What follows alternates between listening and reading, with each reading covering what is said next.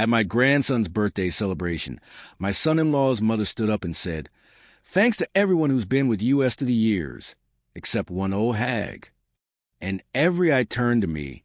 I was stunned by her words, but I smiled and answered, "This whole family, including you, survives because of that old hag." Then I did something that made them all finally honor me. Have you ever been told you're just disposable by the people who are supposed to cherish you most? Like your life, your home, your very essence can be casually erased for someone else's convenience? Because that's exactly what happened to me. My name is Judith Harlow, and at 63, I learned that sometimes the only way to save yourself, and even your family, is to stand up and reclaim your story. What happened next? Let's just say a family secret exploded, a bond was forged in the pouring rain, and a broken clock wasn't the only thing that started ticking again. You know, for years, I've heard clocks speak, not just tick, but speak.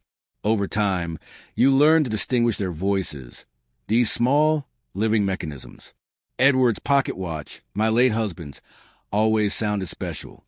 There was a particular warmth to its ticking, maybe from the 25 years he carried it close to his heart, or just because it was his. I brought the magnifying glass closer to the mechanism, carefully turning the thin screwdriver. It was cold in my garage. Mid-October in Detroit is never warm. My fingers trembled slightly, and I took a deep breath. You can't rush this kind of work.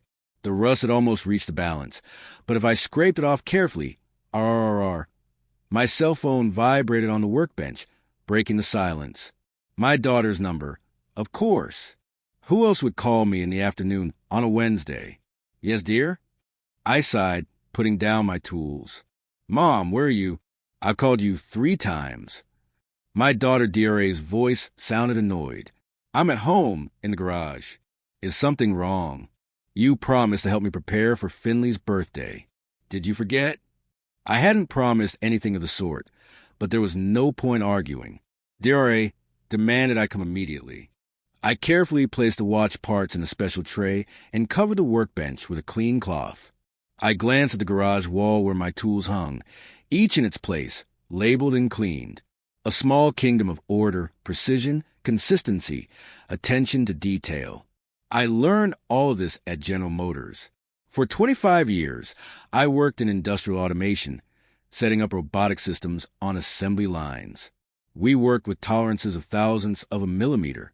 The reliability of every car depended on our accuracy. Now, I was applying those skills to old watches, from pocket watches to grandfather clocks. The tiny mechanisms required the same care and understanding as industrial robots, only in miniature.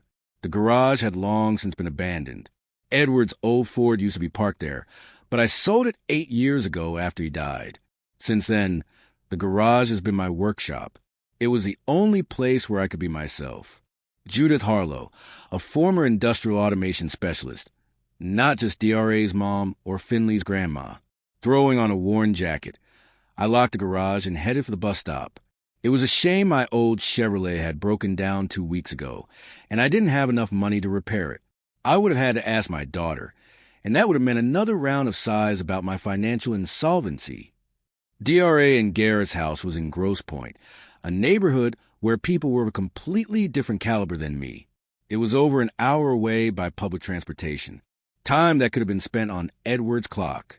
On the bus, I took a small notebook with my calculations out of my bag. For the last 3 months, I had been saving money for new tools. If I didn't buy a new coat this winter, I could afford a precision screwdriver set. My daughter's house appeared at the end of the street, a 2-story house with a well-kept lawn and decorative bushes. So unlike my shabby little house in the old neighborhood. When I stepped onto the porch, the door swung open. Finally, DRA looked impeccable, even in her home clothes. "The house keys are on the table in the hall. The movers will be here in half an hour. Make sure they don't scratch the parquet in the living room." She gave me a critical look and added that I should change my clothes. She had left a suitable dress on the guest bed. I said nothing. Silence had become my survival strategy in this family. When DRA left, I walked through the empty house. Sometimes it amazed me how much stuff could fit into a home with so little life in it. perfectly arranged furniture, decorative items no one ever touched, magazines no one read. I went upstairs and looked into my grandson's room. Finley was turning 13. He was a smart, observant teenager with a quiet voice and curious eyes, so reminiscent of Edward. The room was immaculate. Too immaculate for a 13-year-old boy. Designer wallpaper with a map of the world, a neatly made bed, shelves with books that I'm sure were chosen not for the child's interests, but to create the right image. I sat down on the edge of the bed, remembering how I had recently helped Finley with his math homework. He was a quick learner, but he wasn't so much interested in solving abstract problems as he was in their practical application. "Grandma, how can you use this mechanisms?" he would ask, and his eyes would light up with the same spark I had once seen in the mirror. Looking around, I noticed that one of the desk drawers was slightly ajar. Curiosity got the better of me, and I pulled it out completely. Nothing special, notebooks, colored pencils. But something told me to look further. Crouching down, I looked under the bed. Nothing. I ran my hand along the bookcase and felt something hard. A small metal cookie tin. Inside were carefully organized tools and parts. A miniature battery-powered soldering iron, a set of thin screwdrivers, a multimeter, tweezers, spools of different color wire, and several printed circuit boards. Underneath them were neatly drawn diagrams and drawings. One was an electronic alarm clock assembled on a breadboard with a small display. Another, a simple robot on wheels with a mechanical arm. Finley had equipped it with sensors to avoid obstacles. Everything was assembled neatly, with an understanding of basic electronics. I smiled involuntarily. The boy had definitely inherited my love of technology. He didn't just copy diagrams from the internet, but try to modify them, making his own small improvements. Perhaps it was the evenings when I told him about my work with industrial robots that had an impact.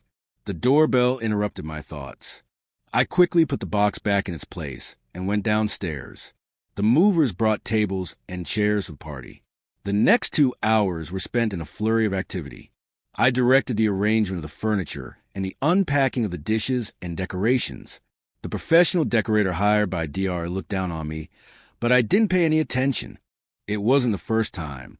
Around 5 o'clock, DRA returned with a huge cake in the shape of a race car.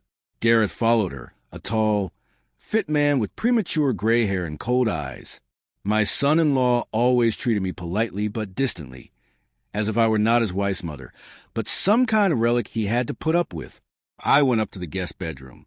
On the bed lay a dark blue dress, strict, expensive, and completely not my style. Next to it were a pair of low-heeled shoes in my size. DRA always chose my clothes as if I were a mannequin that needed to be dressed appropriately for an exhibition. After changing, I went downstairs. Finley had already returned and was sitting in the kitchen, silently watching my mother arrange the appetizers. "Hello, Grandma," he smiled, and I noticed that the smile didn't reach his eyes. "Hello, dear." I hugged him. "Are you ready for tomorrow?" "Not really," he shrugged. "Mom invited too many people. I don't even know most of them." When he went to get changed, I started helping set the table. Noticing that DRA was nearby, I decided to bring up Finley. "DRA, I've noticed that Finley is interested in electronics. Maybe we should encourage that hobby." My daughter froze. "What are you talking about?" Her voice was tense. "I just think he has a talent for," DRA interrupted. "Mom, don't start. Finley needs to focus on his studies and sports. It's important for his future. Understanding technology can also be important for the future. The Simmons have different traditions," she snapped. "Gareth wants his son to go to a good school, then to the Ivy League, like his father and grandfather." I said nothing again. When did my daughter become like this? When did she go from being a curious little girl who used to collect radio sets with her father to this cold woman who valued status more than her own child's happiness? The doorbell rang. The first guests had arrived for the pre-party family dinner. DRA instantly transformed into a welcoming hostess, leaving me in the kitchen to finish the appetizers. Half an hour later, the house was filled with people. Garrett's parents, his sister, and her husband, DRA's brother, and his family. I tried to be helpful, serving drinks, clearing away used dishes, making sure everyone was comfortable. As usual, no one really noticed me. I was a piece of furniture. functional but unremarkable. Lorraine will be here at 7, I heard Garrett say to his wife in the hallway. I froze. Lorraine, Garrett's mother, a woman I hadn't seen in years, but whose name still made me tremble inside. I backed into the kitchen, feeling my heart pounding in my throat. Lorraine Simmons. 20 years ago, she was the head of human resources at the General Motors plant where I worked. She was the one who signed my termination notice during downsizing. Even though she knew my husband was sick and my daughter was in college, she was the one who looked me in the eye and talked about inevitable cutbacks, while other managers received bonuses for successful restructuring. Now she is my grandson's grandmother. Fate sometimes plays such tricks that you don't know whether to laugh or cry. I went to the far corner of the kitchen, pretending to be busy making coffee. After a while, I heard a deep, slightly hoarse female voice. Lorraine suggested that DRA discuss something important, and they went into Garrett's office. I exhaled. Not today. Please, not today. I wasn't ready to face Lorraine. Reaching for the cups in the top cupboard, I accidentally dropped one. The sound of broken porcelain was unexpectedly loud. I quickly began to gather the pieces, hoping no one would notice. Grandma, you cut yourself. Finley's quiet voice made me look up. He was standing in the kitchen doorway, watching me with serious eyes. Noticing the cut on my finger, he took a clean handkerchief out of his pocket. It's nothing, sweetie. I looked at my finger where a drop of blood had indeed appeared. It's just a little scratch. Finley came closer, holding out the handkerchief. Here, it's clean. I smiled, accepting his help. Thank you. How are you? Are you enjoying the preparations for your birthday? He shrugged. It's okay. It's not my birthday. It's their birthday. He nodded toward the living room. You'll be 13 tomorrow. Finley, it's an important day. Yeah. He sighed with unchildlike weariness. Grandma, you found my box, didn't you? I didn't deny it. Yes, I did. You're good at it. The robot is an interesting design. Where did you learn to solder? From videos on the internet. He glanced at the door. Don't tell Mom, okay? She thinks it's a waste of time. I won't. I patted him on the shoulder. But it's not a waste of time, Finley. It's an important skill. Really? His eyes lit up. You used to work with stuff like that, right? Dad mentioned that you were an engineer. I was an industrial automation specialist. I nodded. I set up robotic systems at a factory. The principles are the same as in your projects. Precision, consistency, attention to detail. Cool, he exclaimed sincerely. Can you show me sometime how to make a robot's arm more precise? Right now. It often misses when it tries to pick something up. Sure, sweetie, if your parents say so.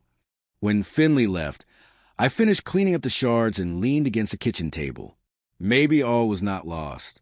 Maybe there was still a spark in my grandson that DRA was so diligently trying to extinguish. Muffled voices came from Garrett's study. I wasn't going to eavesdrop, but I couldn't help stopping as I passed by. The house is on a nice lot, Lorraine was saying. The developer is offering a great price. It's the perfect location for new townhouses. But it's Mom's house. DRA's voice sounded uncertain. I can't just sell it. Honey, the house is technically yours. Edward left it to you. And what is your mother doing there? Living alone, spending money on fixing up junk. At her age, it's time to think about something more sensible, like a nursing home with good care. Mom would never agree. Who said you have to ask her? Lorraine's voice hardened. Gareth explained it to your wife. That house is an asset. It's foolish to keep it just out of sentimentality. DRA, your mother isn't young anymore, Gareth interjected. She's 63. Sooner or later, we'll have to decide how to take care of her. It's better to do it now while she's still relatively healthy. I recoil from the door, feeling the blood drain from my face. They want to sell my house. The house where I've lived for 40 years. The house where DRA grew up. Where Edward died. Where every corner holds memories. And my daughter isn't even trying to object. To her, I'm already written off. An old woman who needs to be sent to a nursing home. I hurried to the kitchen, feeling my hands tremble. I glanced at the clock. It was 6:40 to 7. Lorraine would be here soon, and I would have a smile. Pretend I didn't know she was preparing another blow for me. The doorbell rang again. More guests. I took a deep breath and tried to pull myself together. After all, it was Finley's birthday tomorrow, and no matter what happened, I wasn't going to ruin my grandson's birthday. Finley's birthday was unusually sunny for October in Detroit. I woke up early with the first rays of sun, an old habit I couldn't shake, even on weekends. I had spent the night in DRA's guest room, because yesterday's preparations had gone on late into the night, and my daughter had insisted that I stay. Lying in bed, I listened to the quiet house. A difficult day lay ahead, not only because of the exhausting holiday with lots of strangers, but also because of Lorraine, whose presence promised to be a real test for me. Yesterday's overheard conversation about selling my house wouldn't leave my mind, poisoning every thought. On the nightstand next to my bed lay my gift for Finley, Edward's restored pocket watch. 3 months of painstaking work, searching for parts, cleaning, polishing, tuning. I had put not only my time and skill into it, but also a part of my soul. I hoped that my grandson would appreciate this symbol of the bond between generations. At 7 o'clock in the morning, I went down to the kitchen to make breakfast. But DRA was already there, giving instructions to 2 women from the catering service. "Mom, you're up," she said, glancing at me. "The coffee's in the pot. Katerina and Jean will take care of breakfast and lunch, so you don't have to cook. I can make Finley's favorite pancakes." I offered. "Today is a special day. We planned a Belgian menu, dear. Sugarhead waffles and fresh berries. Everything's already been ordered." I nodded and stepped back toward the coffee maker. Once again, my help was unnecessary. However, I had long since grown accustomed to this. By 9 o'clock, the house had turned into a battlefield. Decorators were hanging garlands. Florists were arranging compositions. Waiters were setting up buffet tables. Somewhere in the backyard, a small stage was being erected for the DJ DRA had hired. It all looked more like preparation for a society reception than a 13th birthday party. Finley came down to breakfast at 9 o'clock, still sleepy and somewhat subdued. "Happy birthday, dear." I hugged him, feeling him awkwardly hug me back. "Thanks, Grandma." He smiled weakly. "Finley." DRA rushed into the dining room with her phone in her hand. "Finally, you have 40 minutes for breakfast. Then you need to get ready. The photographer will be here at 11:30 and will take family pictures before the guests arrive." "Okay, Mom," he said obediently, sitting down at the table where a plate of perfectly arranged waffles was already waiting for him. I sat down next to him when DRA left to answer the phone. "How are you feeling on such an important day?" I asked, trying to sound cheerful. Finley shrugged. "I don't know. It's weird, all this." He gestured around the room where strangers were setting up decorations. "It's not really what I wanted." "What would you like?" He thought for a moment. "Maybe just go somewhere with a few friends. To a science museum or a robotics exhibition. Something like that." I nodded understandably. It was a familiar story. DRA was making the holiday for herself, not for her son. Just like when my husband Edward had insisted that our daughter study engineering. Even though she was drawn to the humanities, now she was repeating the same mistake with her own child.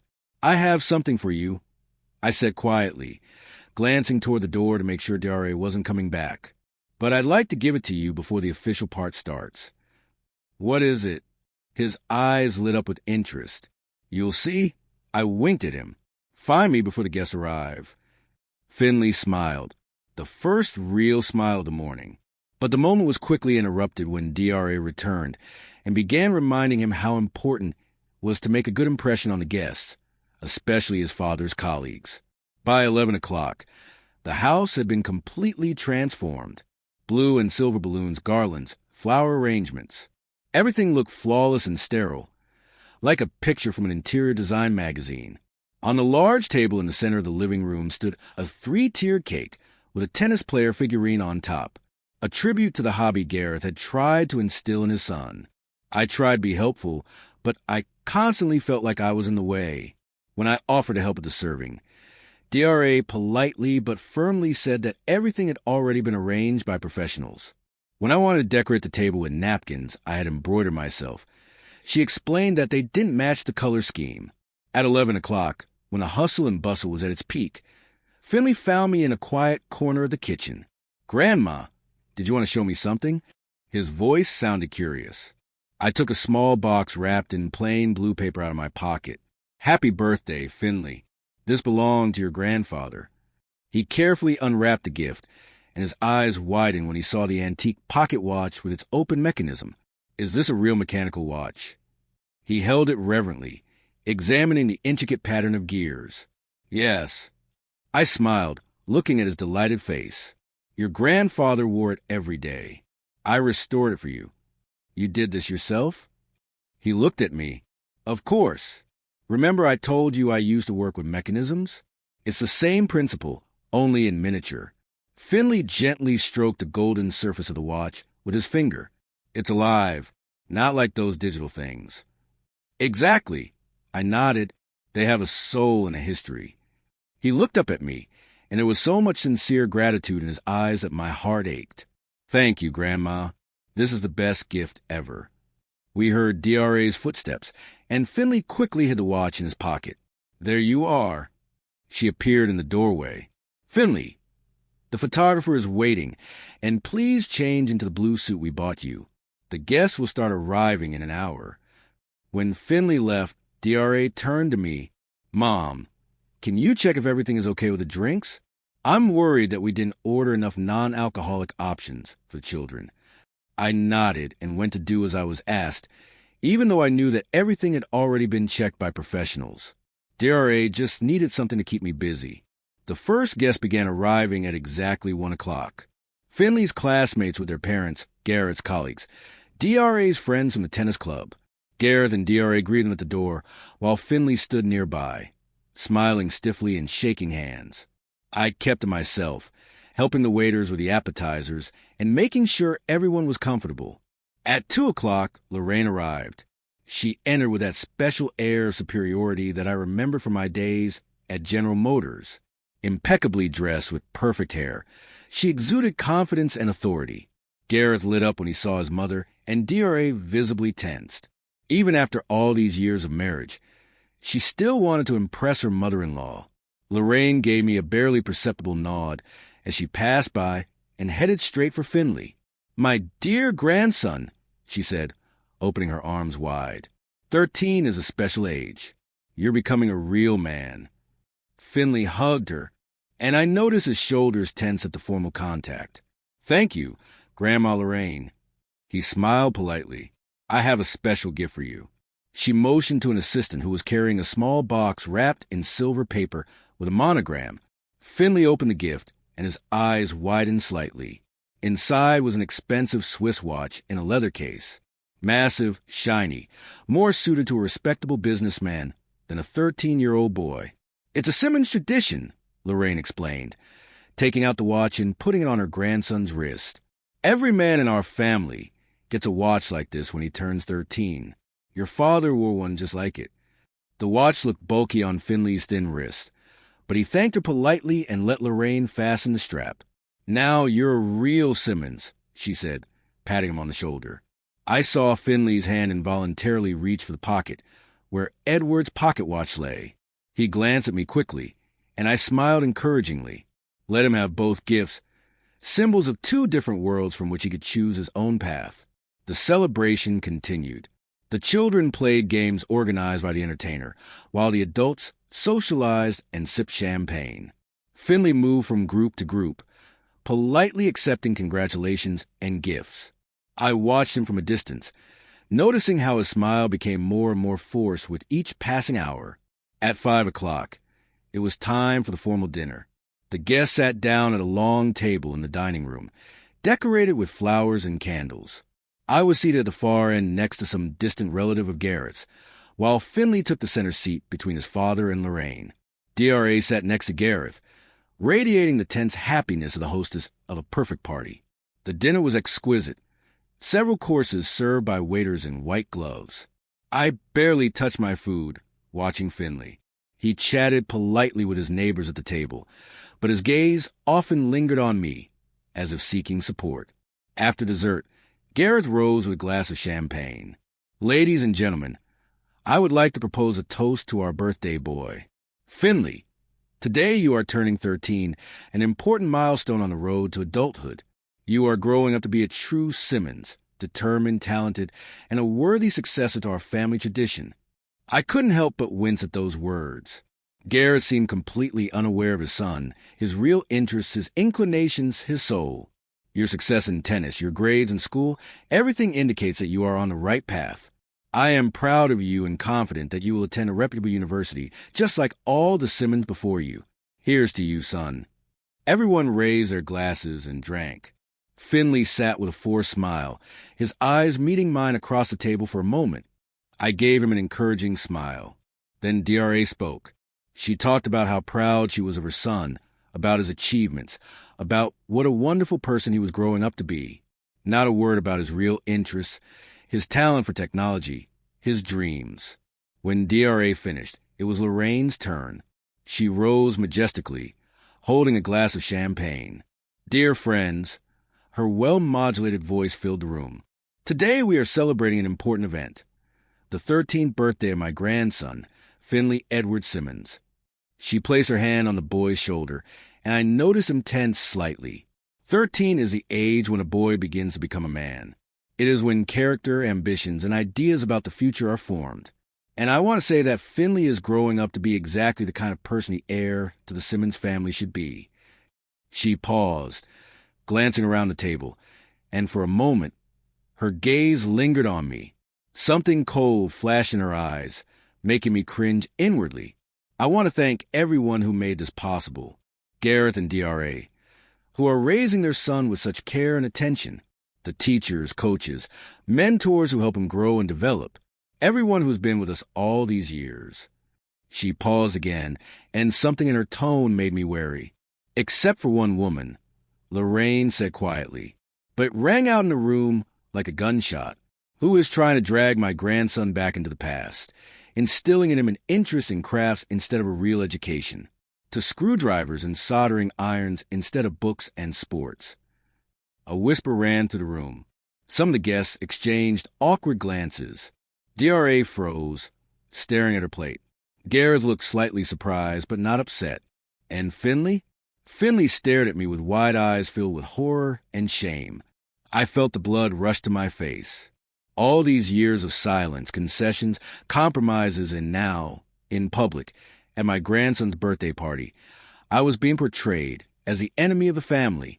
But that doesn't matter. Lorraine continued with a slight smile. What matters is that Finley knows who his real family is and where his future lies. To you, dear grandson. She raised her glass. Most of the guests followed her example, although some looked embarrassed. I sat motionless, feeling something inside me break completely. The thin thread of respect and acceptance that had held my relationship with my daughter's family together was severed. Dinner continued. The conversation gradually returned to normal. No one mentioned Lorraine's strange toast, although I felt curious glances directed at me. DRA didn't come over to me, didn't stand up for me, didn't say a word in my defense. She just kept smiling and playing the role of the perfect hostess. When the cake was brought out, a 3-tiered work of confectionery art with a tennis player on top, everyone gathered around Finley to sing the traditional song. I stood aside, feeling like a ghost at the celebration of life. Finley blew out the candles to applause, and his gaze met mine for a moment. There was so much pain and apology in his eyes that my heart ached. After the cake, the guests began to leave. I mechanically performed my duties as a hostess, collecting plates, helping with gifts, thanking people as they left. But inside, a decision was forming. I could no longer be a shadow in my own family's life. When the last guest left, I went up to the guest room and gathered my few belongings. Then I went downstairs. DRA and Gareth were in the living room talking to Lorraine. Finley was sitting on the sofa, looking at the gifts with a distant expression. I went over to the table in the hall, where my keys to my daughter's house were lying, the same keys DRA had given me just in case, but which I had always been reluctant to use, as if I were invading her personal space. The clink of metal against the glass surface of the table made everyone turn around. I stood in the doorway, straight as a board, looking Lorraine straight in the eye for the first time in many years. "Judith, what are you doing?" DRA frowned, looking at the keys. "I'm leaving." My voice sounded calm, though inside I was trembling. "Thank you for your hospitality." "Don't be silly, Mom." DRA rolled her eyes. "It's late." "And what?" I interrupted my daughter for the first time. "Are you afraid your old mother won't make a home?" "Don't worry, I'll manage. I've managed all my life." Lorraine watched the scene with mild interest, as if it were a television drama. Gareth looked annoyed. I'd probably ruin his plans for a quiet evening. "Grandma." Finley got up from the sofa, his voice sounding alarmed. "Please stay. It's dark." "It's all right, dear." I smiled at him. "Happy birthday again. I hope you continue to do what you really enjoy, regardless of what others say." I turned and headed for the door, feeling the eyes of everyone present on me. No one tried to stop me. Even DRA just said, "Mom, you're being unreasonable. We'll talk tomorrow when you calm down." I didn't answer. I opened the door and stepped out into the cool October evening. The sky was overcast, and a light rain was falling. I hadn't brought an umbrella, but right now that seemed insignificant. For the first time in many years, I felt free. Humiliated, broken, but free. The rain grew heavier with every step. The fine drops turned into heavy streams, drumming on the asphalt and the roofs of parked cars. I walked with my head down, ignoring my wet clothes. The October cold penetrated to my bones, but inside me burned a fire of humiliation and anger. For 23 years, I had been a shadow in my own family. 23 years of conforming, giving in, keeping quiet. And here was the result. Public humiliation in front of dozens of people, most of whom I didn't even know. And my own daughter said nothing, didn't stand up for me, didn't say a word in my defense. Where did I go wrong? When did DRA turn from a curious little girl who helped her father assemble radio receivers into this cold woman who valued status more than her own mother? Maybe I worked too much when she was little, or didn't raise her strictly enough. Or was it because Edward and I always lived modestly, without the luxury she saw in the homes of her wealthy classmates? I walked through the deserted streets of Grosse Pointe, a neighborhood where I never felt at home. It was about 2 kilometers to the bus stop, and then another hour to my old house in the working-class neighborhood. But now that distance seemed insignificant compared to the chasm that had formed between me and my family. The rain washed away the lines on the sidewalk, turning them into gray streams. Lorraine's words echoed in my head with each step I took. Except for one woman. Except for one woman. How dare she? What right did she have to judge me? My relationship with my grandson. My attempt to support his true interests. This was the same Lorraine who had signed my dismissal order 20 years ago, knowing that my husband was ill and my daughter was in college. And now she was trying to erase me again, this time from my grandson's life. I was so lost in my thoughts that I didn't immediately hear the quick footsteps behind me. Only when they were almost upon me did I turn around and freeze in surprise. Finley was running through the rain, soaked to the skin, without a jacket, wearing only the blue suit he had worn to the party. His hair was plastered to his forehead, and his eyes, large and serious, looked at me with anxiety and determination. "Grandma!" He stopped, breathing heavily. "Wait!" "Finley!" I couldn't believe my eyes. "What are you doing here? You're soaking wet." He caught his breath. "I left to come find you." "But your mom, your birthday, what does it matter?" He shrugged, and there was so much adult weariness in that gesture that my heart sank. "It's not my holiday. It never was." I looked at him, not knowing what to say. A 13-year-old boy, almost a teenager, stood in front of me in the pouring rain, determined and vulnerable at the same time. "You can't just leave like this," I finally said. "Your parents will be worried." "They don't care," he said, his voice devoid of childish resentment, merely stating a fact. "They didn't even notice I left. Mom and Dad were discussing some deal with their guests, and Grandma Lorraine was telling everyone what a wonderful university awaited me in 5 years. The rain intensified, turning into a downpour. We stood under a streetlight, 2 lonely figures in a deserted, expensive neighborhood. "We need to find shelter," I said, looking around. "You're shaking." A couple of blocks away was an old bus stop with a shelter. I took Finley by the hand, and we hurried there, jumping over puddles and huddling close together. Under the thin roof of the bus stop, it was a little drier, but at least the rain wasn't hitting us directly in the face. I took off my scarf and tried to wipe my grandson's wet hair with it. "Why did you follow me?" I asked when we had caught our breath a little. Finley took something out of the pocket of his wet jacket and held it out to me on his open palm. Edward's pocket watch. I gasped, imagining how the water could have damaged the mechanism. "I couldn't leave it there," he said quietly. "They wouldn't understand how special it is." "Finley, Grandma, I can't stay there anymore," he blurted out suddenly. "They're always telling me who I'm supposed to be. Tennis, a prestigious school, the right friends, the right hobbies. No one asks what I want." His voice trembled, but not from the cold. "What do you want, Finley?" He thought for a moment. "I want to create things like you, like the grandfather you told me about. I want to understand how things work, not just use them." But when I try to talk to my mom about it, she just sighs and reminds me that I have tennis practice or French class. I nodded, recognizing echoes of my own story in his words. My father didn't understand my interest in mechanics either, considering it an inappropriate pursuit for a girl. It took me years to defend my right to follow my own path. "What about your father?" I asked.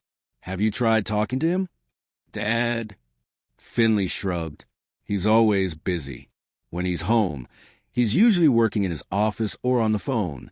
And if we do have time together, he spends it talking about the future, the family business, the Simmons traditions, as if I've already decided that I want to be an exact copy of my father and grandfather." The rain drummed on the thin roof of the bus stop, creating a strange feeling of intimacy, as if Finley and I were in our own little world. "Grandma," he looked me straight in the eye. "What Grandma Lorraine said at the table. That was awful. I saw how much it hurt you, and no one stood up for you. Not even Mom."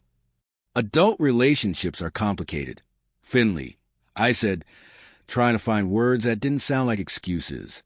"Sometimes people make choices that are hard for others to understand."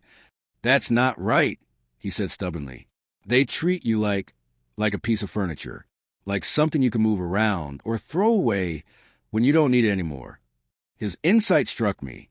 This boy saw what many adults chose not to see.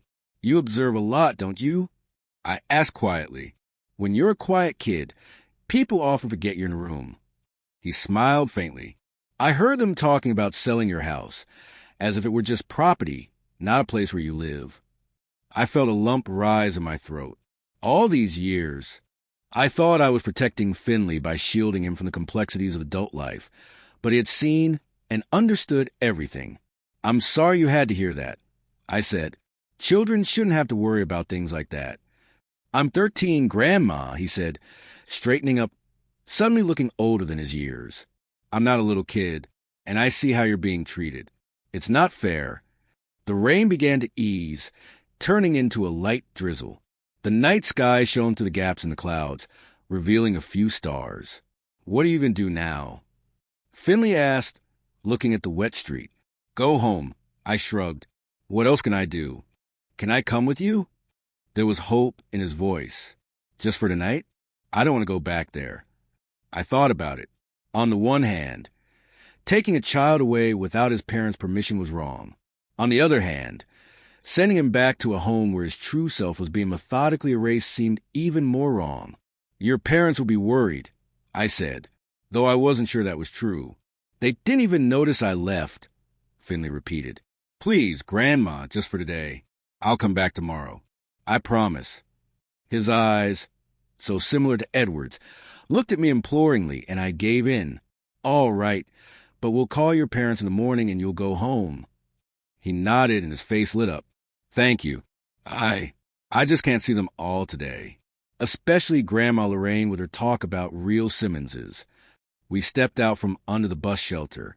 The rain had almost stopped, but the air was damp and cold. Finley was shivering in his wet suit. "It's a few blocks to the bus stop," I said. "You'll freeze before we get there." "I'm fine," he said bravely, though his lips were visibly blue. "Stay here. I said, looking around and noticing a phone booth on the corner. "I'll call a taxi." 15 minutes later, we were sitting in the warm interior of an old Ford. The driver, an elderly man with a gray mustache, gave us a surprised look, but said nothing. A wet old woman and a boy in a ruined suit were probably not the strangest passengers he had ever had. On the way, Finley pressed himself against me, shivering from the cold. I put my arms around his shoulders and felt his body gradually relax. We were silent, each lost in our own thoughts. Outside the window, the lights of Detroit flashed by, bright and festive in the center, dim and sparse on the outskirts. "I've never been to your house," Finley said suddenly, breaking the silence. It was true. DRA had always insisted that family gatherings be held at their spacious, immaculate home in a prestigious neighborhood. My modest home in an old working-class neighborhood was a symbol of the past she was so eager to distance herself from. "It's not as nice as yours," I warned, "and a little messy. I wasn't expecting guests." "I don't care," he shrugged. "I'm sure it's more interesting than our spotless house where you can't even sit on the sofa in the living room because it's not for everyday use." There was such bitterness in his voice that I couldn't help but smile, recognizing my own thoughts. Finley was much more like me than his parents, and that both delighted and frightened me. The taxi stopped in front of my house, a small, single-story building with peeling paint and an old but well-kept garden. I paid the driver, mentally calculating how much it would take out of my meager budget. But that didn't matter now. We climbed the steps to the porch, and I took out my keys. Real keys to a real house, not the symbolic set I had just left on my daughter's table in the hallway. The door creaked open, letting us into the dark hallway. "Wait a second," I said, fumbling for the light switch. A dim light flooded the room, revealing its modest furnishings. Old furniture, a worn carpet, and photographs in simple frames on the walls. But it was clean and cozy. A real home, not a showroom. "We need to dry off and warm up," I said, helping Finley take off his wet jacket. "I have some of your grandfather's old clothes. They'll be a little big, but better than nothing." I led him into the bathroom, gave him a towel, and showed him where everything was. Then I went to find some dry clothes for both of us. In the far corner of the closet, some of Edward's things were still stored, things I hadn't been able to give away after his death. An old sweater, a flannel shirt, and a pair of sweatpants with a tight belt would fit the skinny Finley just fine. When we were both changed and warm, I made some hot tea and sandwiches. We sat in the kitchen, and Finley looked around with interest. "You have so many interesting things," he said, looking at the shelves filled with old mechanisms, tools, and books. "There's a sense of life here." "They're just old things," I shrugged. "Most people would call them junk." "They're not junk." He shook his head. "Everything has a story, right?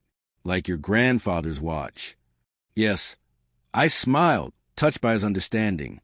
"Everything means something or reminds you of someone." Finley took the watch out of his pants pocket. It had miraculously survived the rain. "Tell me about your grandfather," he asked, carefully placing the watch on the table between us. "My mother hardly ever talks about him. What was he like?" And I began to tell him about how Edward and I met at the factory where I was a young automation specialist and he was an experienced engineer, about how he supported my ambitions at a time when women were rarely taken seriously in technical professions, about how we built this house together, room by room, saving every dollar, about how DRA was born and how Edward taught her to take apart and reassemble radios, hoping she would follow in his footsteps. Finley listened, holding his breath, eagerly absorbing every detail about the family he knew so little about. "Why did Mom lose interest in technology?" he asked when I paused. "You said she loved building radios with Grandpa."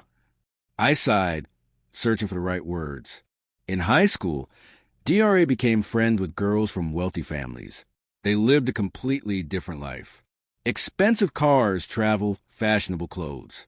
I think she became ashamed of our simple home, of her father getting his hands dirty with machine oil. She began to dream of a different life, and then she met Gareth in college.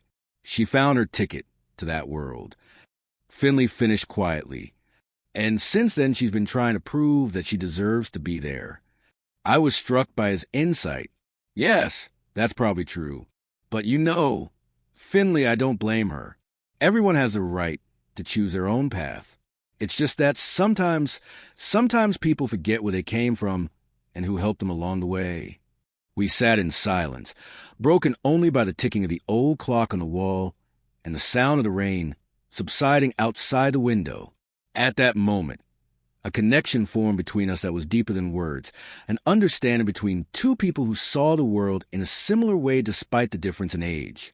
"Grandma," Finley said suddenly, looking at me with serious eyes, "I want to stay with you, not just for today. I want to live here with you." His words took me by surprise. "Finley, that's impossible. Your parents would never agree. And this is your family. Your home." "It's not a home," he shook his head. "It's a place where I live. But I've never really felt at home there. Not like I do here with you in just one evening." His words touched me deeply, but I knew I couldn't encourage such thoughts. "Listen, you're upset right now. It's been a hard day for all of us. Let's talk about it tomorrow with a clear head."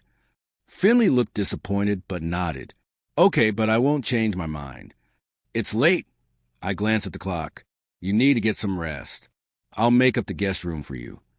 As I made up the bed in the small room that had once belonged to DRA, I thought about Finley's words. Part of me was touched by his desire to stay with me, but another part understood how unrealistic that was. DRA and Gareth would never allow their son to live with his grandmother in an old working-class neighborhood far from prestigious schools and the right friends. When I returned to the kitchen, Finley was standing at the window, looking out at the wet street, wearing Edward's sweater, which was too big for him. He looked touching and vulnerable. "Come on," I called. "I'll show you where you'll be sleeping." He turned around, and I saw that he was holding Edward's pocket watch in his hands. It stopped ticking, probably because of the rain. "It's okay," I said, walking over and taking the watch. "I'll take it apart and dry it out tomorrow. The mechanism shouldn't be damaged." "Do you really think you can fix it?" There was hope in his voice. "Of course," I smiled. "I fix hundreds of mechanisms more complicated than this in my life. Everything can be fixed if you know how the system works and have the right tools." Finley nodded, and something like admiration flashed in his eyes. "Will you teach me?" "I'd be happy to," I said, putting my hand on his shoulder. "Now it's time to sleep. Tomorrow will be a difficult day." After showing Finley to the guest room and making sure he was comfortable, I returned to the kitchen. Sitting at the table with a cup of cold tea, I thought about what had happened over the past few hours, about Lorraine's speech, about my departure, about Finley's decision to follow me. I knew I would have to face the consequences in the morning. DRA and Gareth must have discovered their son's disappearance and were probably frantic with worry. I should call them and tell them he was with me and safe. But part of me, the part that still ached from the public humiliation, wanted them to feel at least a fraction of the anxiety and uncertainty I had lived with for the past few years. It was wrong. I knew that. But today, just today, I allowed myself to be less than perfect as a grandmother and a mother, just for one night. In the morning, I would make the right call. I walked over the window and looked out at the night street. The rain had stopped, and the streetlights and stars reflected in the puddles. Somewhere out there, in a wealthy neighborhood, in a big house with a perfect lawn, my daughter was probably beginning to understand that not everything in this world can be controlled, that sometimes people, even those closest to us, can make unexpected choices. I returned to the table and picked up Edward's watch.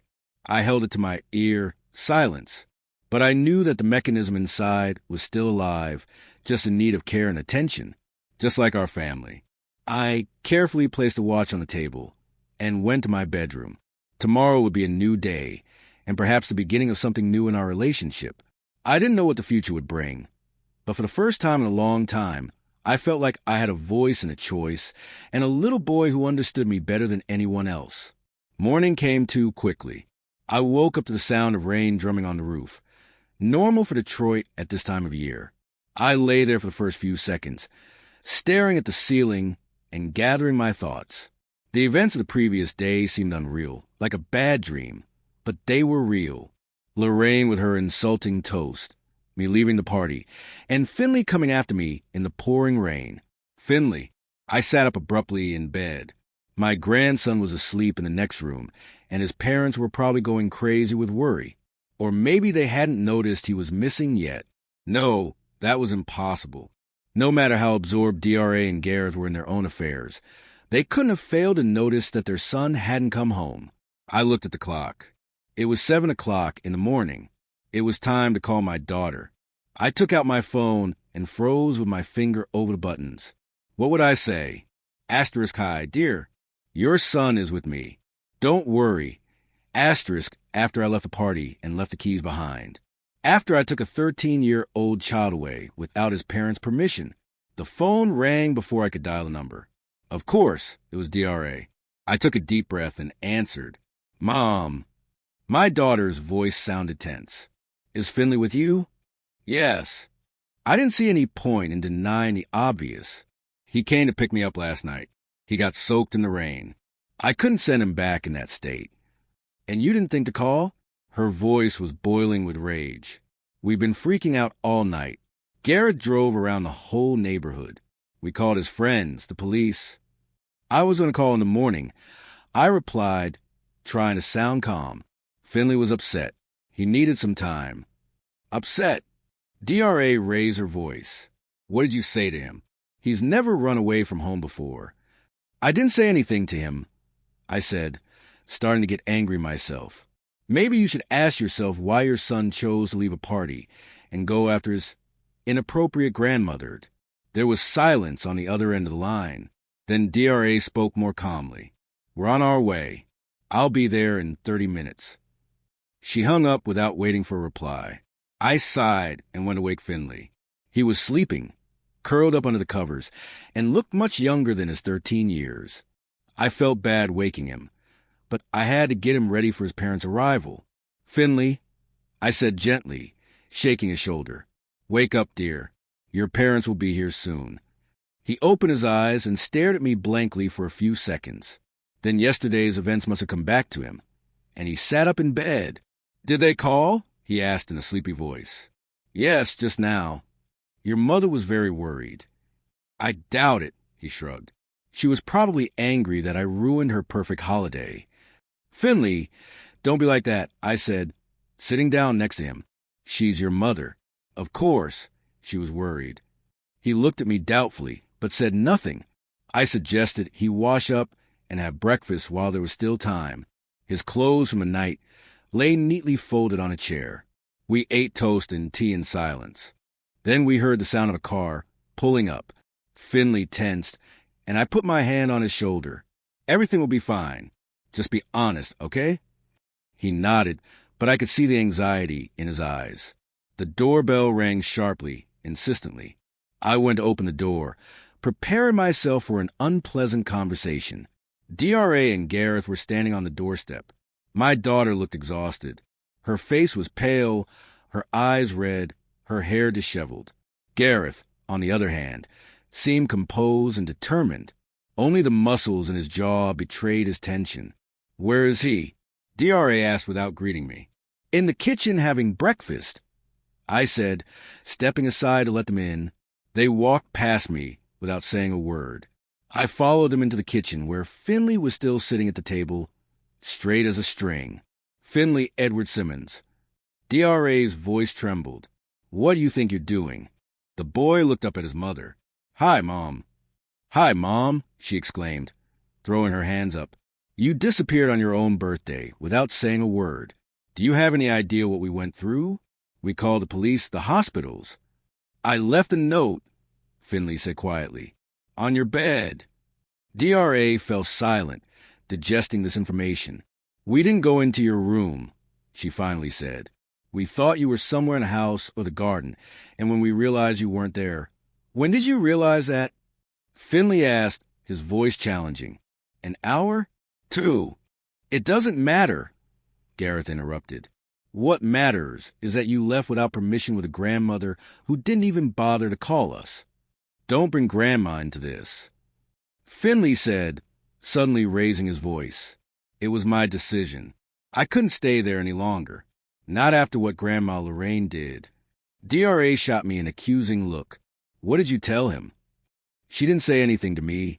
Finley stood up from the table. I saw everything myself. How Grandma Lorraine humiliated her in front of all the guests. How you sat there and said nothing. How no one stood up for her. A heavy silence fell over the room. DRA lowered her eyes, unable to find the words. Gareth shifted from foot to foot, clearly feeling uncomfortable. Finley, you don't understand adult relationships, he finally said. Between DRA's mother and my mother, it's a complicated story. I understand enough, the boy said stubbornly.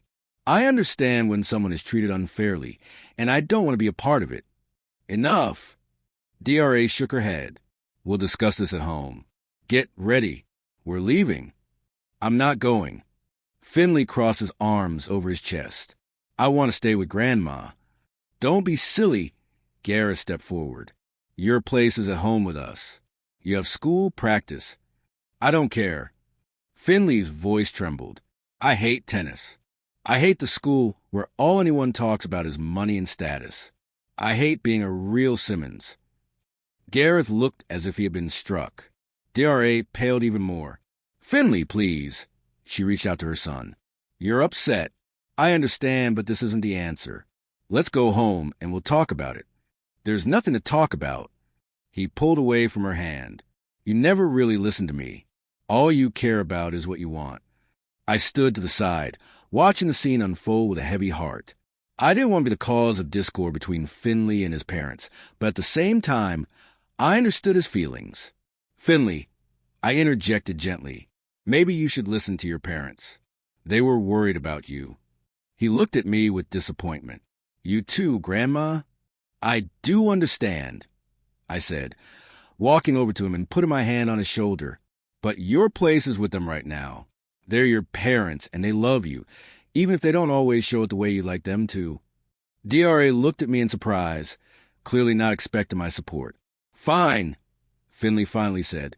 I'll go home, but if nothing changes, I'll leave again, and next time you won't find me. Finley, DRA exclaimed. I'm serious, Mom. He looked her straight in the eye. I can't live like this anymore.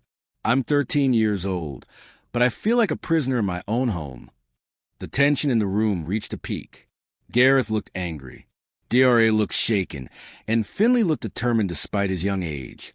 I think we all need to calm down, I said, trying to defuse the situation. Finley, go get your things. Your parents and I need to talk. The boy hesitated, but then nodded and left the kitchen. As soon as his footsteps faded in the hallway, DRA turned to me. How could you, Mom, take a child without our permission?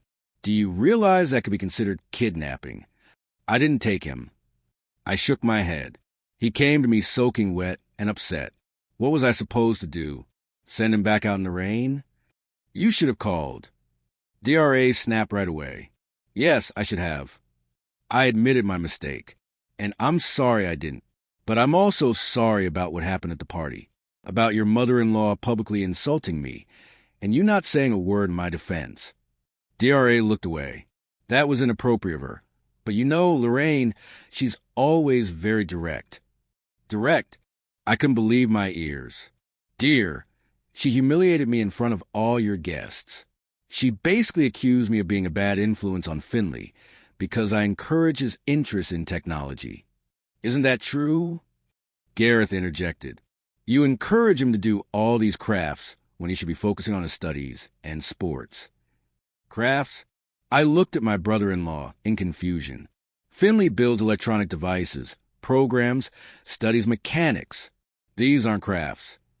He also has a talent for tennis, Gareth said stubbornly, and languages and math, areas that will really help him in the future. And technical creativity won't help him? I shook my head. Look around you, Gareth. We live in a world created by engineers and inventors, people who took apart radios and built robots when they were kids. That's not the point. DRA interjected again. The point is that you're encouraging him to secretly do things we don't approve of. You're undermining our authority, and you're suppressing his personality. I couldn't hold back any longer.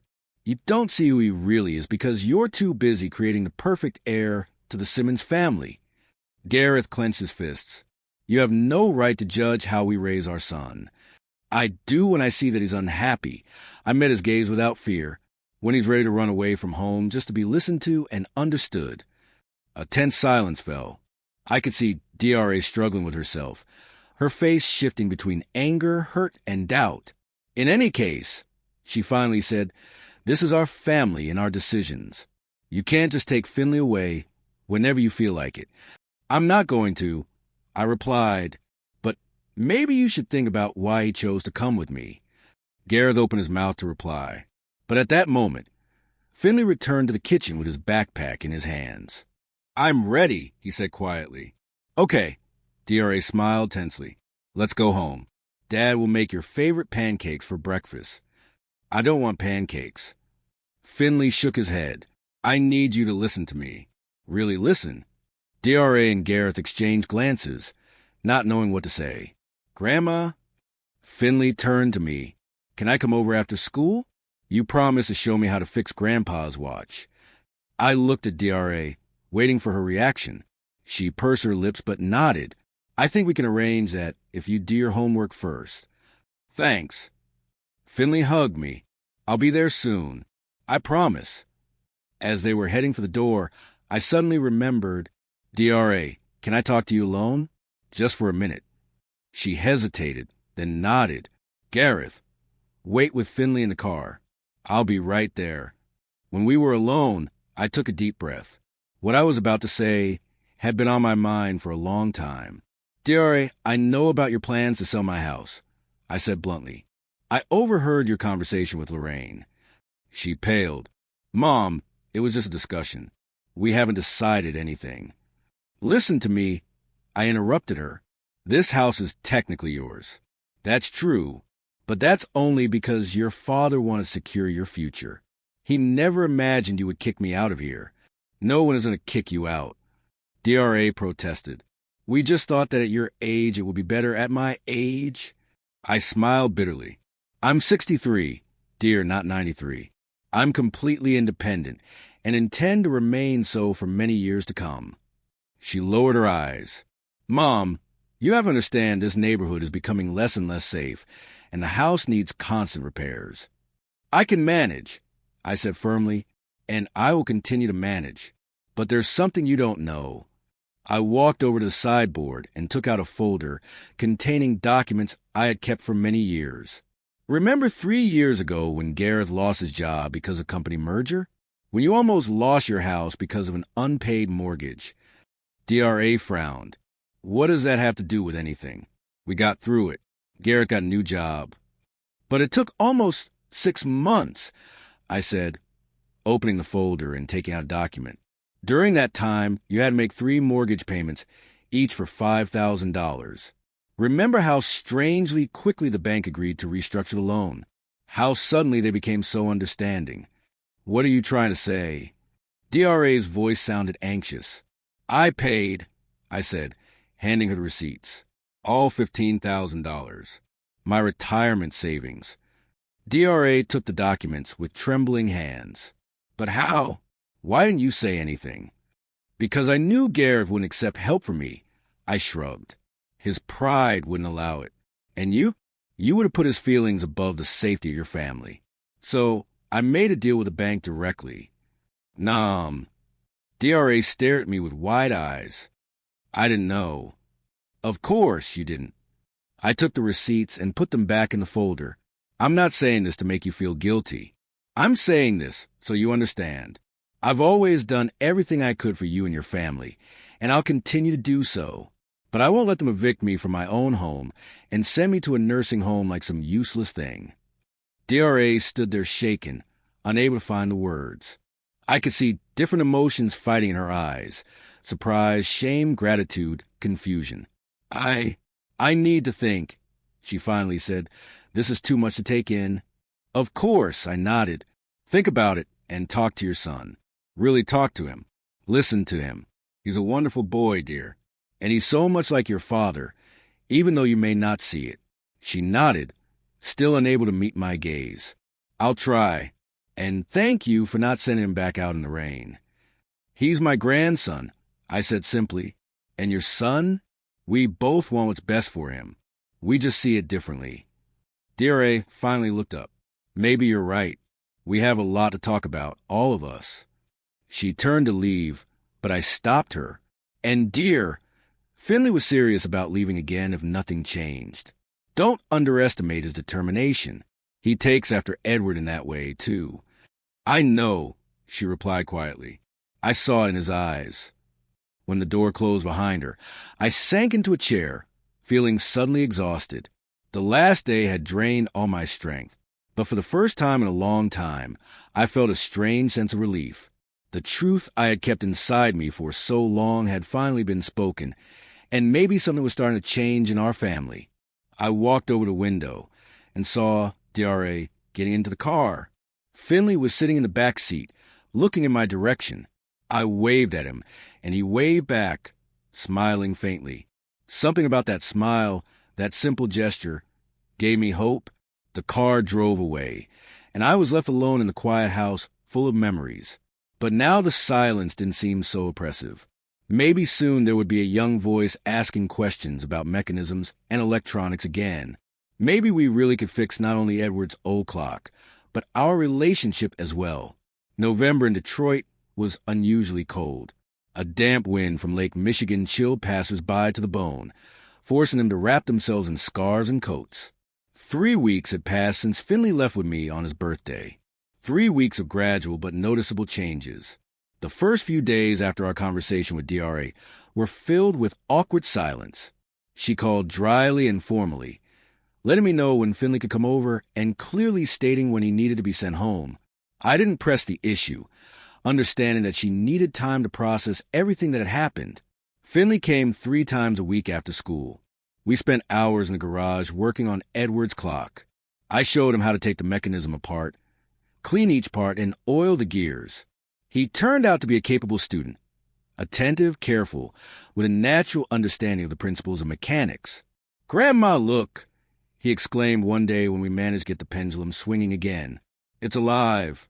His eyes burned with the same fire I had once seen in Edward's when he managed to fix something complicated.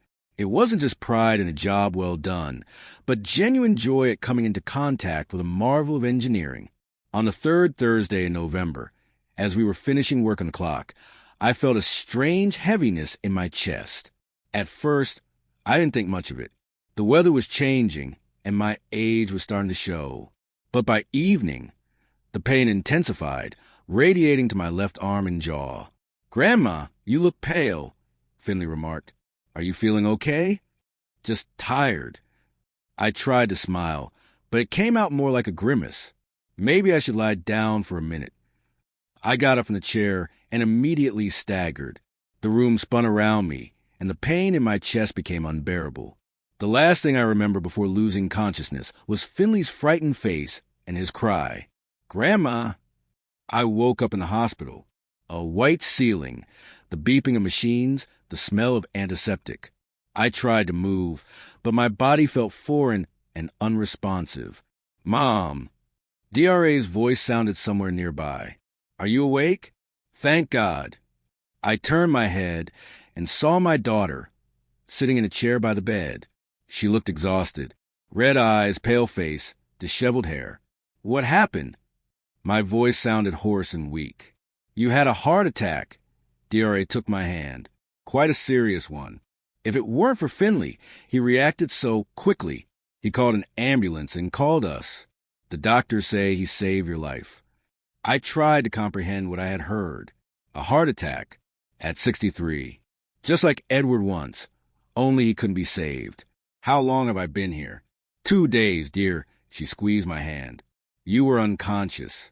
The doctors, they were worried, but now everything should be fine. You had surgery and a stent put in." I nodded, tried to collect my thoughts. "Finley, is he okay?" This must have scared him. "He's fine, dear." DRA smiled weakly. "He sat here the whole time until we sent him home to sleep. He's very attached to you, Mom." There was no usual irritation in her voice, only fatigue and something else, perhaps realization. "I'm sorry I made you worry," I said, trying to sit up higher on the pillows. "Don't be silly. DRA helped me get more comfortable. It's not your fault. I should be the one apologizing." I looked at her in surprise. DRA rarely admitted her mistakes, and even more rarely apologized for them. For what? She lowered her eyes. For everything. For not standing up for you at Finley's birthday party. For letting Garrett's mother humiliate you all these years. For not appreciating everything you did for us. For trying to sell your house without asking you.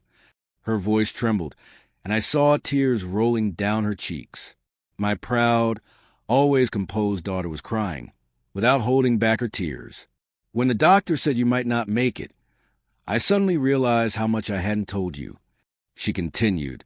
How many years were lost because of my stupid pride and desire to live up to other people's expectations? I reached out and touched her face. I always knew you loved me, even when we didn't understand each other. But I behaved terribly. She shook her head. I became what I always feared I would become, a cold, calculating woman who values status more than family. You just wanted the best for your son. I tried to comfort her, but I didn't see what was really best for him. DRA smiled bitterly. I didn't notice how unhappy he was trying to live up to our expectations. It took him running away from home and you ending up in the hospital for me to finally see the light. We talked for a long time. For the first time in years, we really talked, openly and honestly, about her childhood, about Edward's death, about her desire to escape the working class, about my disappointment when she turned her back on everything we had taught her, about Finley and his talents, about Gareth and his family, about plans for the future. I talked to Gareth about the house. DR said as our conversation drew to a close. We decided not to sell it. It's your house, Mom, and it will always be yours unless you decide otherwise. I felt a heavy weight lift off my shoulders. Thank you, dear. That means a lot to me. And one more thing, she hesitated. Finley wants to join a robotics club. Gareth and I have decided to support him, and maybe you could go with him sometimes. Share your experience. I couldn't believe my ears. Of course, I'd love to, but what would Lorraine say? DRA sighed. Lorraine will have to accept it. Gareth, he's been rethinking a lot of things over the last few days. He saw how worried Finley was about you, how he wouldn't leave your bedside. It made him think about family values, about what's really important. There was a soft knock at the door, and Finley appeared in the doorway. Seeing that I was awake, he rushed to the bed. Grandma, you're awake. I smiled, feeling my heart warm with a sincere joy. Thanks to you, as I heard. You're my hero, Finley. He blushed. I just did what had to be done. I called an ambulance like you taught me to do in case of an emergency and saved my life. I took his hand. Thank you. I was so scared, he admitted quietly. When you fell, I thought, it's okay. I reassured him.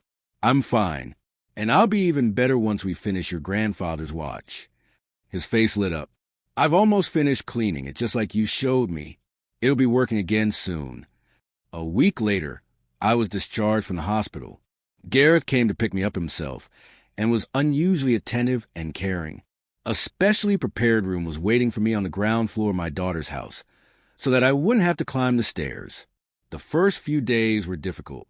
I felt weak, tired quickly, and my heart sometimes made itself known with unfamiliar sensations, but gradually it became easier. I started helping with simple household chores, cooking Finley's favorite meals, and spending time with him, reading books and looking at drawings. One evening, as my grandson and I were sitting in the living room working on a new project, an automatic watering system for houseplants, Gareth walked into the room. He stopped in the doorway, watching us with an unfamiliar expression on his face. What are you doing? He asked, coming closer. Finley tensed, ready to defend our activity, but Gareth smiled. That looks interesting. Can I take a look? Finley and I exchanged glances, surprised by this turn of events. Gareth had never shown any interest in his son's technical projects before. Sure, Dad, Finley said, moving over to make room on the couch. We're designing a system that will automatically water Mom's flowers when the soil gets too dry. How does it work? Gareth sat down next to them, looking at the diagram with genuine curiosity. Finley began to explain how the moisture sensors and microcontroller worked, and I was surprised to see that Gareth was actually listening. He wasn't just pretending. He was asking questions, getting involved, and offering ideas. You know, he said when Finley finished his explanation, when I was about your age, I was also interested in electronics. Really, Finley couldn't hide his surprise. Yes. Gareth smiled at the memory. I used to build radios from parts one found at the dump. My mother was horrified. She thought it was an inappropriate pastime for a boy from a good family. Grandma Lorraine. Finley raised his eyebrows. But why didn't you ever tell me? Gareth sighed. Probably because at some point I believed her. I believed that I had to live up to a certain image, and I decided that my childhood hobbies were just a whim.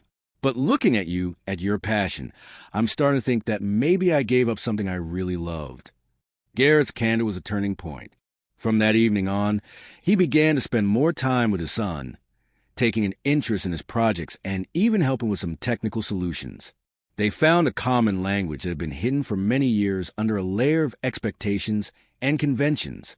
Dure also changed. She became softer, more tolerant, and began to listen to her son's wishes, not just her mother-in-law's advice. We often talked in the evenings, reminiscing about the past, discussing the present, and planning for the future. Slowly but surely, the connection that I had long considered lost was being restored. 2 weeks after I was discharged, something happened that I both feared and anticipated. Lorraine's visit. She arrived unannounced, elegant as always, with her hair perfectly styled and wearing an expensive suit. Judith, she nodded at me with cool politeness. I'm glad to see you're better. Thank you, Lorraine. I replied just as reservedly. We sat in the living room, me, DRA, and Lorraine. Gareth was at work, and Finley hadn't come home from school yet. The tension in the room was palpable.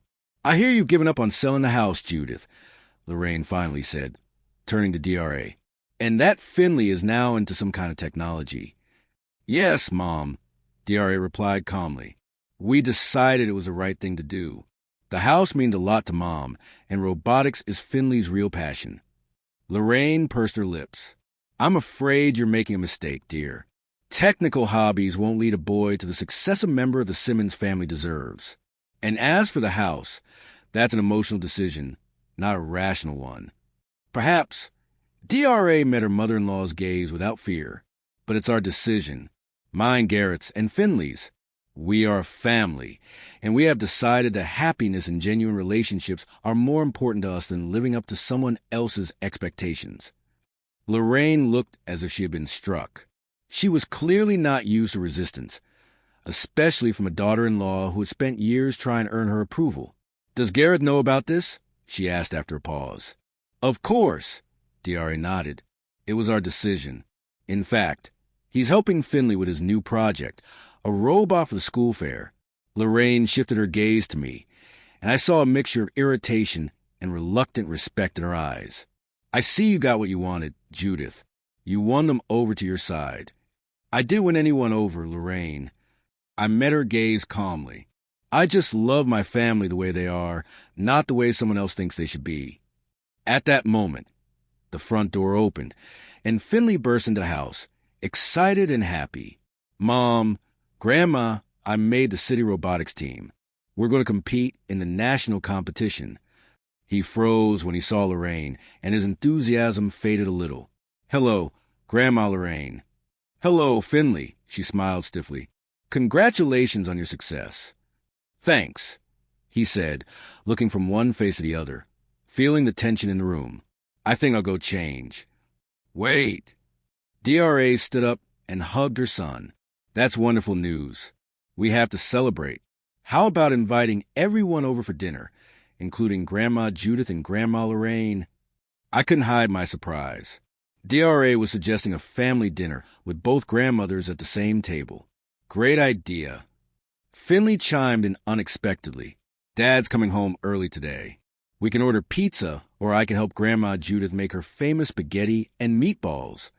Lorraine looked as if she had been invited to her own funeral, but she couldn't refuse in front of her grandson. I'd love to join you, she finally said. The evening promised to be interesting. Dinner went better than I expected. The spaghetti we made with Finley turned out delicious. When Gareth came home from work and heard about his son's achievement, He was genuinely proud. He even told us about his own youthful experiments with electronics, which clearly shocked his mother. "You never told me you used to build radios," Lorraine said, looking offended. "You never asked, Mom," Gareth replied simply. "You always knew exactly what I should be interested in, so there was no point in telling you about things that didn't fit into your plans." Lorraine was silent, digesting his words. For the first time, I saw an expression of uncertainty, even vulnerability, on her face. After dinner, while Finley showed his father his drawings and DRA-made coffee, Lorraine and I were left alone in the living room. "You know," she said suddenly, looking at the family photos on the wall, "I've always done what I thought was best in my family, for Gareth, for Finley." "Me too," I replied. "We're alike in that way, strange as it may sound." She looked at me in surprise. "Maybe, but your approach seems to work better. They seem happy, real, because they can be themselves." I shrugged, without having to live up to anyone else's expectations. Lorraine nodded thoughtfully. "Maybe there's something to that, although it's hard for me to imagine any other way than the one I've been on my whole life." "It's never too late to try," I smiled. "You can start small. For example, ask your grandson what really interests him." She paused and nodded. "I'll think about it." It wasn't an apology. It wasn't an admission of mistakes. But it was a small step toward understanding, toward the possibility of building a relationship on a new foundation. By December, I had fully recovered and returned to my home. But now, it wasn't as lonely as it used to be. Finley came by regularly, not only to work on technical projects, but also just to talk, listen to stories about his grandfather, and share his thoughts and plans. Sometimes Gareth would come with him, and the three of us would spend evenings repairing old mechanisms or designing new devices. DRA also came by more often, helping with cleaning, bringing groceries, or just sitting with me over a cup of tea. We were rebuilding our lost connection, learning to get to know each other again. Sometimes we argued, sometimes we disagreed, but now there was mutual respect between us, which had been missing for so long. On Christmas Eve, Finley brought me a small box neatly wrapped in blue paper. "This is for you, Grandma," he said shyly. "I wanted to give it to you earlier, but it wasn't ready." I opened the box and froze in amazement. Inside was a miniature mechanical alarm clock, a true work of art. The brass case was polished to a shine, and behind the glass I could see a complex mechanism with tiny gears and springs. But the most amazing thing was the dial. It was engraved with our family silhouettes. Of me, DRA, Gareth, and Finley himself, connected by thin lines like a constellation. "Finley!" I couldn't find the words. "It's beautiful. Did you make it yourself?" "Dad and I have been working on it for the last few weeks," he smiled. "I designed a mechanism inspired by Grandpa's watch, and Dad helped me with the engraving. It's not just an alarm clock. It's programmed to ring on dates that are special to our family." I carefully wound the mechanism, and the alarm clock came to life in my hands. A quiet, steady ticking, the hands moving across the dial, time that now united our family. "It's beautiful." I hugged my grandson. "Thank you, Finley. It's the best gift I've ever received. Now you have something to remind you of all of us," he said, looking at the alarm clock. "Of our family, which is whole again." That evening we all gathered together. Me, DRA, Gareth, Finley, and, to my surprise, Lorraine. Not a perfect family from a glossy magazine, but real people with their strengths and weaknesses, their history, and their scars. But for the first time in a long time, we were honest with each other and accepted each other for who we were. When Finley proposed a toast to family, I looked at Edward's pocket watch, now worn by his grandson, and at the alarm clock he had given him, standing on the mantelpiece. Two mechanisms measuring time in their own way, but linked by a common history, common efforts, and love, like our family. For many years, it lacked sincerity, acceptance, and true love. But now the mechanism had been restored. All the parts were in place, and time was running correctly again. I raised my glass with everyone else, feeling a warmth spreading through my chest that had nothing to do with a heart attack. It was a feeling of home, of belonging, of love.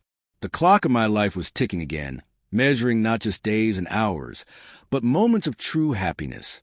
If you've listened this far, thank you for letting me share this deeply personal journey. It's a reminder that sometimes the hardest truths are the ones that finally set us free, and that families can heal even when it feels impossible. Have you ever had to fight for your place in your own family, or stand up for someone who couldn't? What did you do? Tell me in the comments below. I'd love to hear your story.